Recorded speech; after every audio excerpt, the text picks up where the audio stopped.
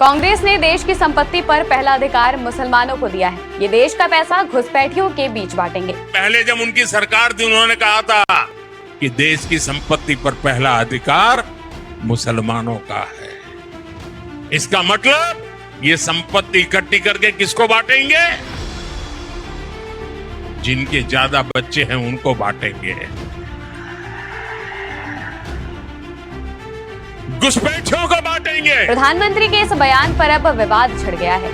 दरअसल चुनाव की सरगर्मियों के बीच पीएम नरेंद्र मोदी अलग अलग राज्यों में रैली कर रहे हैं। 21 अप्रैल को उन्होंने राजस्थान में जनता को संबोधित करते हुए कांग्रेस और विपक्ष को खूब खरी खोटी सुनाई।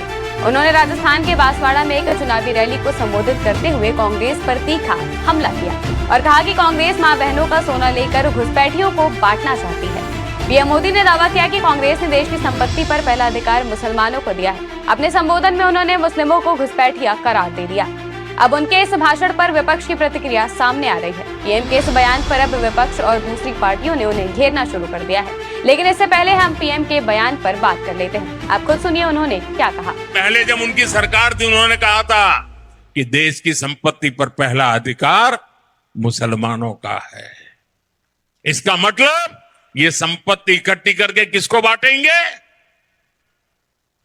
जिनके ज्यादा बच्चे हैं उनको बांटेंगे। घुसपैठियों को बांटेंगे। क्या आपकी मेहनत की कमाई का पैसा घुसपैठियों को दिया जाएगा? आपको मंजूर है?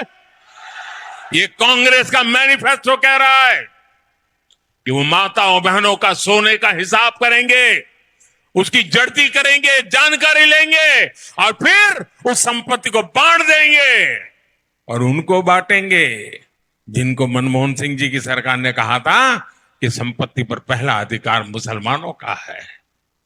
भाइयों बहनों, ये अर्बन नक्सल की सोच, मेरी माताओं बहनों, ये आपका मंगल सूत्र भी बचने नहीं देंगे, यहां तक जाएंगे मैं कहने आया हूं।